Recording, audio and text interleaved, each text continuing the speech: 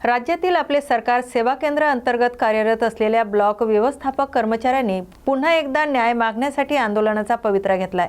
8 डिसेंबरपासून राज्यभरातील कर्मचारी आमरण उपोषणावर बसले असून नियुक्ती, समान काम, समान वेतन, थकीत मानधन, EPF, ESIC आणि विमा सुविधा यासाठी त्यांचा लढा तीव्र झालाय।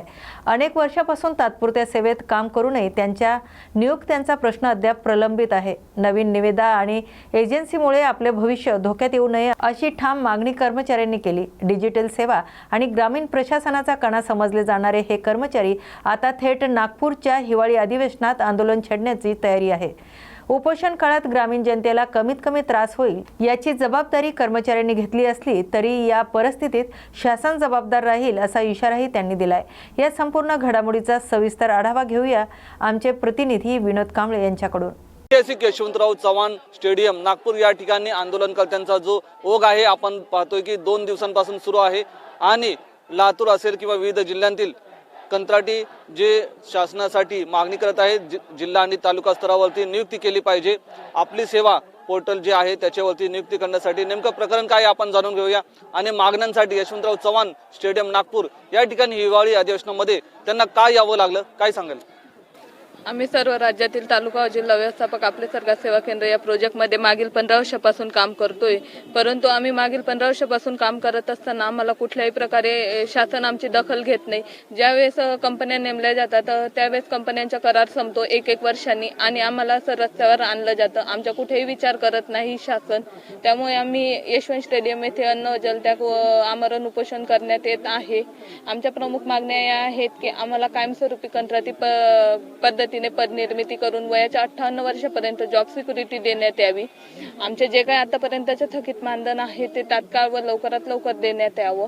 या प्रकारे ज्या काही इतर सुविधा इतर शासकीय कर्मचाऱ्यांना लागू आहेत त्या सुविधा आम्हाला लागू करण्यात यावा, कारण की आम्ही शासनाची महत्त्वाची भूमिका बजावत आहोत। 15 वर्षापासून पंचायत समिती आणि जिल्हा परिषदमध्ये भले आम्ही कंत्राटी कर्मचारी असू परंतु आम्ही शासनाचे महत्त्वाचे काम करतोय। त्यांच्या ज्या काही योजना असेल केंद्र व राज्य स्तरावरच्या त्या सर्व योजना राबवण्याचे काम आम्ही तालुका व जिल्हा व्यवस्थापक करत आहोत आणि त्यामुळे शासनाने आमची कुठेतरी दखल घेऊन आम्हाला लवकरात लवकर न्याय देण्यात यावा। पुणे जिल्ह्यातील मांजराई नगर परिसरात एक अत्यंत गंभीर आणि संवेदनशील बाब समोर आली आहे। खराडी परिसरातील कथित जळीत हत्याकांड प्रकरणात पीडित कुटुंबांना अद्याप न्याय न मिळाल्यामुळे त्यांनी टोकाच्या आंदोलनाचा इशारा दिलाय। अखिल मांजराई नगर नागरिक कृती समितीचे राजेंद्र साळवे यांनी हिवाळी अधिवेशनादरम्यान नागपूर येथे आंदोलनाचे निवेदन दिले होते। या निवेदनाची अधिकृत माहिती प्रशासनाला आधीच कळवण्यात आली होती। याच पार्श्वभूमीवर काही पीडित कुटुंबे नागपूरकडे रवाना झाल्याची माहिती मिळाल्यानंतर नागपूर पोलीस प्रशासन पूर्णपणे सतर्क झाले। यशवंतराव चव्हाण क्रीडांगण परिसरात कडक पोलीस बंदोबस्त तैनात करण्यात आलाय, जेणेकरून कोणताही अनुचित प्रकार घडू नये। प्रशासनाकडून संयम राखण्याचे आणि लोकशाही मार्गाने न्याय मिळवण्याचे आवाहन करण्यात आले। या संपूर्ण प्रकरणाचा सविस्तर आढावा घेऊया आमचे प्रतिनिधी विनोद कांबळे यांच्याकडून। निश्चितच जर संविधान अशा पद्धतीने राबवलं जात असेल, जसं मुंडव्याच्या प्रकरणात राबवलंय तसाच प्रकार ह्या पद्धतीने होत असेल तर न्याय कसा मागायचा? सरकारवर शिंतोडे उडतात। लक्षात ठेवा, माननीय मुख्यमंत्री महोदयांनी किती प्रशासन हाताळलं, कितीही लोकांची बाजू आणि मंत्री त्यांनी पंखाखाली घेतले अधिकारी, तरी कायदा तुम्ही तोडू नका। जर का तुम्हाला दिसत असेल ह्या झोपडपट्टीवासियांचा आक्रोश की खरंच हे अधिकारी आपले कायदे धाब्या बसवतात, तर खऱ्या अर्थाने बैठक लावली पाहिजे। हा ह्याच्यावरचा एकच इलाज आहे आणि तरच महाराष्ट्रातल्या दलित समुदायाला हा संदेश जाईल। महाराष्ट्रासाठी मुख्यमंत्री महोदय निश्चितपणे बाजू घेत आहेत, नाहीतर हा रोष उत्पन्न झालेला आहे महाराष्ट्र सरकारच्या विरोधात की बाबा हे प्रकरण आणि अन्याय होतोय। खरंच आज मुंडवा येथील महारवतन जमीन प्रकरण सुद्धा मीच आंदोलन करून काल दिवसभर अजिबात दखल घेतली जात नाही, बैठक लावली जात नाही। याही डॉक्टर बाबासाहेब आंबेडकर वसाहती खराडीच्या प्रकरणात जळीत झाले, इथं सुद्धा बैठक लावली जात नाही। अहो साहेब, तुम्ही नका वेळ देऊ, परंतु हे जे तुमची जी खालची यंत्रणा आहे ना एवढी भ्रष्ट झाली म्हणून तुमच्यापर्यंत आवाज उठवावा लागतोय, बाकी काही नाहीये। आम्ही एवढा युगो नाही बाळगत। आम्ही तुम्ही दिलेल्या आदेशानुसार सगळ्या यंत्रणा कायद्यानुसार राबल्या, कायद्यानुसार वागल्या तर आम्हाला न्याय मिळेल। आम्हाला तुमचा एक शुभ संदेश पाहिजे आणि आदेश पाहिजे की सर्वांनी कायद्यानुसार काम करून यांना न्याय द्या। बस सगळं आपण ज्या ठिकाणी उभे आहोत या ठिकाणाचं नाव आहे यशवंत स्टेडियम आणि या ठिकाणी खराडी पुणे या ठिकाणावरून जरीत कांड झालेल्या जे पीडित आहेत कुटुंब आणि त्यांच्या संबंधातील नागरिक या ठिकाणी आलेले आहेत आणि सामूहिक आत्मदहनाचा जो त्यांनी एल्गार दिलेला आहे त्यानंतर ते हिवाळी अधिवेशनाच्या ठीक दुसऱ्या दिवशी 9 डिसेंबर 2025 रोजी यशवंतराव स्टेडियम या ठिकाणी रॉकेल आणि पेट्रोल आणि माचीस घेऊन आलेले आहेत। त्यांचं म्हणणं आहे की आम्ही आज कोणत्याही परिस्थितीत जर मुख्यमंत्री यांनी आमची संबंधित प्रकरणाची जर मीटिंग लावलेली नाही तर आम्ही सामूहिक आत्मदहन करून शासनाचा निषेध असेल किंवा अन्याय झालेला आहे त्याला वाचा फोडण्यासाठी या ठिकाणी जो सामूहिक आत्मदहनाचा जो एल्गार दिलेला आहे तो सत्य करून दाखवणार। आपण हे पाहू शकतो की शासन कितपत या ठिकाणी गंभीरतेने दखल घेतं का काय नेमकं होतं हे काही सध्या गुलदस्त्यात आहे।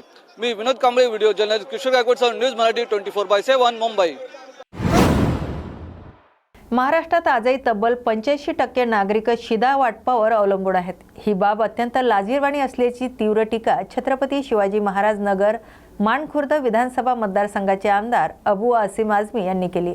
नागरिकांच्या मूलभूत गरजा पूर्ण करणे ही शासनाची नैतिक जबाबदारी आहे, मात्र सध्या केवळ घोषणांचे राजकारण सुरू आहे असा गंभीर आरोपही त्यांनी केलाय। महागाई, बेरोजगारी आणि जीवनावश्यक वस्तूंच्या तुटवड्यामुळे गरीब जनता होरपळत आहेत। सरकार जाहिरातींवर खर्च करत असले तरी प्रत्यक्ष मात्र दुर्लक्षित असल्याचं त्यांनी स्पष्ट केलंय। जर सरकारने वेळी ठोस निर्णय घेतले नाहीत तर जनतेचा असंतोष रस्त्यावर उतरू शकतो असा इशाराही त्यांनी दिलाय। या सगळ्या मुद्द्यांवर आमचे प्रतिनिधी विनोद कांबळे यांनी आमदार अबू आसिम आझमी यांच्याशी साधलेला खास संवाद पाहूया। नहीं है। मैं समझता हूँ कि अंधेर नगरी चौपट राजा मुंबई शहर एक इंटरनेशनल सिटी है, वहाँ पर ऐसा इलाका हो जहाँ लोग अभी एक है कि 2500 कई सौ, मेरे अभी गिनती याद नहीं है, एक रिपोर्ट है कि सिर्फ प्रदूषण की वजह से कई सौ लोग मर गए। मैं सरकार से पूछना चाहता हूँ कि मस्जिदों में अजान के पॉल्यूशन से बहुत परेशान है आप, अजान के पॉल्यूशन से बहुत तकलीफ हो रही, बीमारी बढ़ रही है और इतना बड़ा पॉल्यूशन वहां पर है, एसएमएस कंपनी गंदगी की वजह से उसको आप नजर नहीं आपको आ रहा है। तो इस पे कहीं ना कहीं कदम उठाना चाहिए। मैं मजबूर होकर के अभी मैं सुप्रीम कोर्ट गया हूं कि सुप्रीम कोर्ट में सबसे पहले एक ऑर्डर किया जाए कि एसएमएस कंपनी बंद होना चाहिए, इंसान की जिंदगी से खिलवाड़ करना सरकार बंद करे। एसएमएस कंपनी असेल किंवा देवना डम्पिंग ग्राउंड जो आहे शिवाजी महाराज या ठिकाणी हलवण्याची ऑर्डर निघते, परत ते स्थगिती होते, नेमकं प्रकरण काय आहे, काय गुलदस्त्यामध्ये काय बाहेर येणार? मैं क्या कर सकता हूँ? मैं तो अपोजिशन में हूँ। अगर मैं सत्ता में होता, मैं मंत्री होता, मैं सत्ता पक्ष बात सुनती तो शायद कितने दिन पहले बंद हो गया होता। जब ये ठाकरे साहब थे पोल्यूशन मिनिस्टर तो उन्होंने कहा था मैं इसको बंद करा दूंगा। उन्होंने वहां डेट लिखा कि दिसंबर 2022 तक ये कंपनी चली जाएगी। कुछ नहीं हुआ, अंधेर नगरी चौपट राजा कुछ नहीं हुआ आज तक। क्या करेंगे? हम कोशिश ही कर सकते हैं। शासनाला सुद्धा या ठिकाणची निष्क्रियता स्वतःहून सांगण्यासाठी मजबूर व्हावं लागतं, हे कसं बघता तुम्ही याकडे? बोल तो दिया ना, मजबूरी है, क्या कर सकते हैं? ये सरकार की जिम्मेदारी होती है। ये सरकार अगर इसी तरह से काम करेगी और बड़े बड़े दावे करेगी कि मुंबई बहुत डेवलप कर रहा है, डेवलप कौन कर रहा है? अमीर लोग डेवलप कर रहे हैं, गरीबों का कोई डेवलपमेंट नहीं है।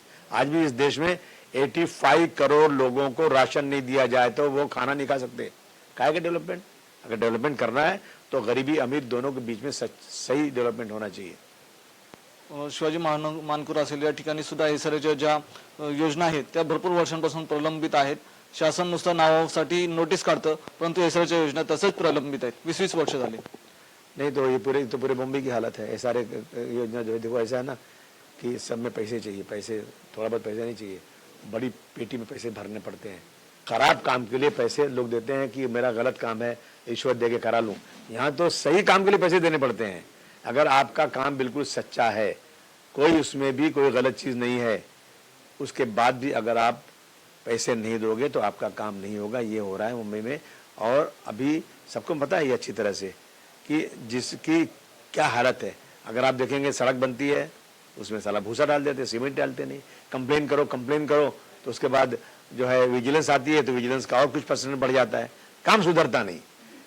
1-2 साल तक सड़कें बनती नहीं।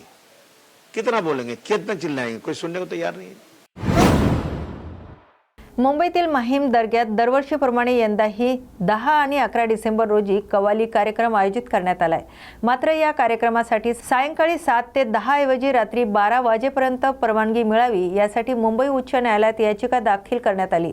या याचिकेवर मुख्य न्यायमूर्तीच्या अध्यक्षतेखालील खंडपीठांसमोर मंगळवारी तातडीने सुनावणी झाली. यावेळी याचिकाकर्त्यांच्या वतीने सर्व परवानग्या घेतल्याचा दावा करण्यात आला असला तरी अतिरिक्त वेळेसाठी स्वतंत्र परवानगी मागितल्याचं न्यायालयाच्या निर्देशनात आणून देण्यात आलंय.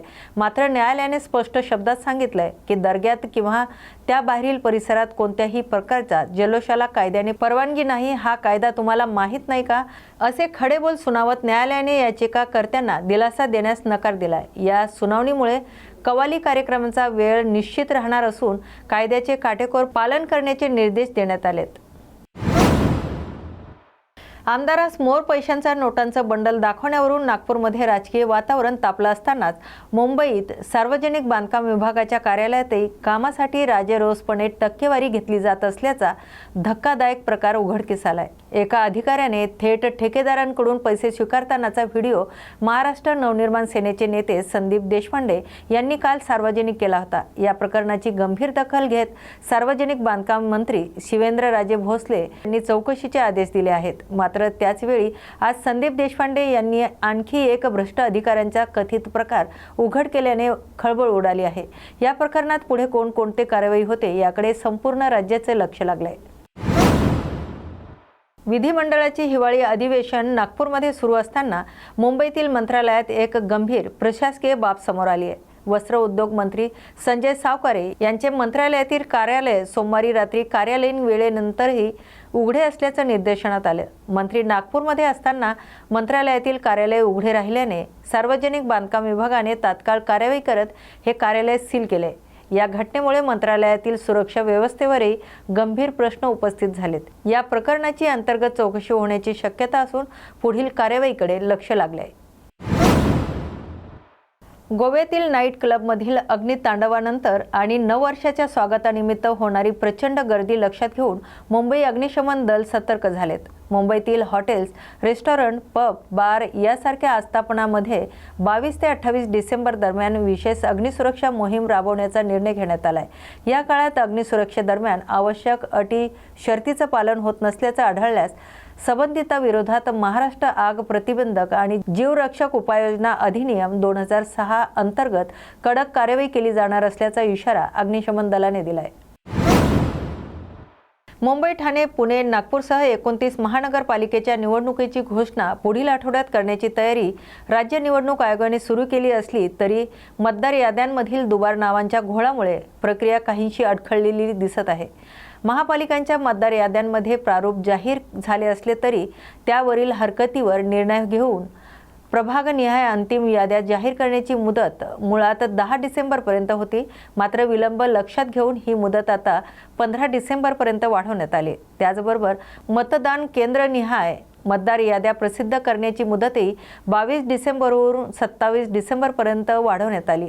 यामुळे आता महानगरपालिका निवडणुकांच्या अधिकृत घोषणा 15 डिसेंबर नंतरच होण्याची शक्यता आहे.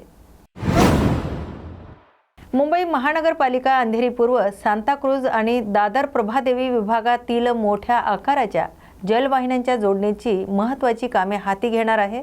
हे काम शुक्रवारी 12 डिसेंबर रोजी सकाळी 9 वाजेपासून ते शनिवार 13 डिसेंबर रोजी सकाळी 9 वाजेपर्यंत चालणार आहे. या कालावधीत के पूर्व, एच पूर्व आणि जी उत्तर विभागातील काही भागांमध्ये पाणीपुरवठा पूर्णपणे बंद राहणार असून के पूर्व विभागातील काही भागात कमी दाबाने पाणी येणार आहे. तानसा पश्चिम, वैतरणा आणि इतर मोठ्या व्यासांच्या जलवाहिन्यांच्या जोडणीसाठी सुमारे 24 तासांच्या शटडाऊन घेण्यात येणार आहे. पालिका प्रशासनाने नागरिकांना पुरेसा पाण्याचा साठा करून ठेवण्याचं आवाहन केलंय.